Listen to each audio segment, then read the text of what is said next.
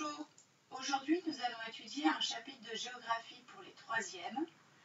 Il s'agit de l'Union européenne, un nouveau territoire de référence et d'appartenance. La question que nous pouvons nous poser est la suivante. Quelles sont les caractéristiques du territoire de l'Union européenne et quelle place y occupe la France? La première partie, on peut s'interroger sur l'Union européenne, un territoire singulier. Mais quelles sont les caractéristiques de l'Union européenne? Une première caractéristique, il s'agit d'un ensemble à géométrie variable. L'Union européenne, ce sont des pays regroupés autour de valeurs communes comme la démocratie ou encore ceux des droits de l'homme. L'Union européenne s'est construite en 1957. Elle n'a fait que s'étendre. Elle compte 27 États membres en 2020. Tous les pays ne participent pas à toutes les politiques communautaires. 19 pays ont adopté l'euro et 26 pays sont dans l'espace Schengen. Je rappelle que l'espace Schengen est un espace de libre circulation des personnes. L'Union européenne est aussi une identité plurielle. L'Union européenne se caractérise par une grande diversité de paysages, de cultures, de milieux. L'Union européenne est devenue un territoire de référence pour 506 millions d'habitants, environ 7% de l'humanité, mais le quart de la richesse mondiale. Une autre caractéristique de l'Union européenne, renforcer la cohésion de l'Union européenne. Mais comment réduire les inégalités de richesse et de développement? On constate des disparités importantes.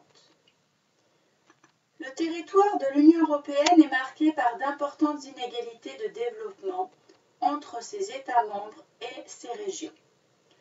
Par exemple, l'Allemagne, la France, le Royaume-Uni et l'Italie produisaient les 2/3 de la richesse européenne, en sachant que maintenant le Royaume-Uni est sorti de l'Union européenne.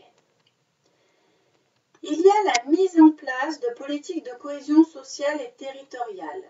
C'est un principe qui vise à réduire les écarts de richesse et de développement entre les territoires et les habitants des États membres de l'Union européenne.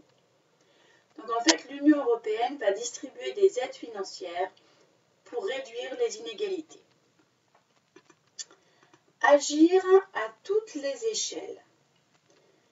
La solidarité entre les États membres, les projets d'aménagement, de développement renforcent le sentiment d'appartenance des Européens à un territoire commun. Une dernière caractéristique de l'Union européenne, c'est aussi la France dans l'Union européenne. Il y a de nouveaux enjeux. Comment se marque l'intégration de la France à l'Union européenne? Il faut savoir que la France est un acteur majeur de l'Europe. Tout d'abord, lié à sa position géographique. La position géographique de la France en fait une double interface.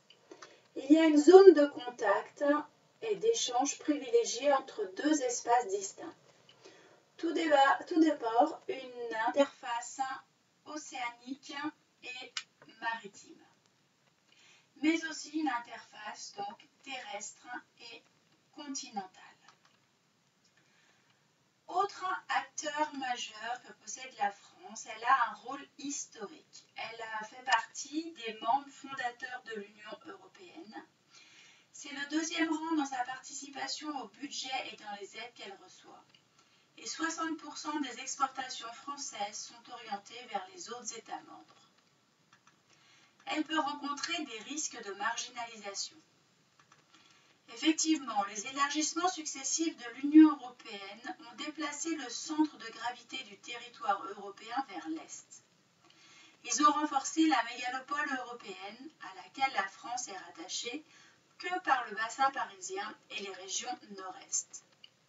Donc l'intégration européenne a en fait accentué le caractère finistère de la France, c'est-à-dire que la France se situe à l'extrémité d'un continent situé à l'écart des lieux d'activité majeurs. Voilà, nous avons terminé les explications pour ce chapitre. À très bientôt pour une nouvelle vidéo. Au revoir.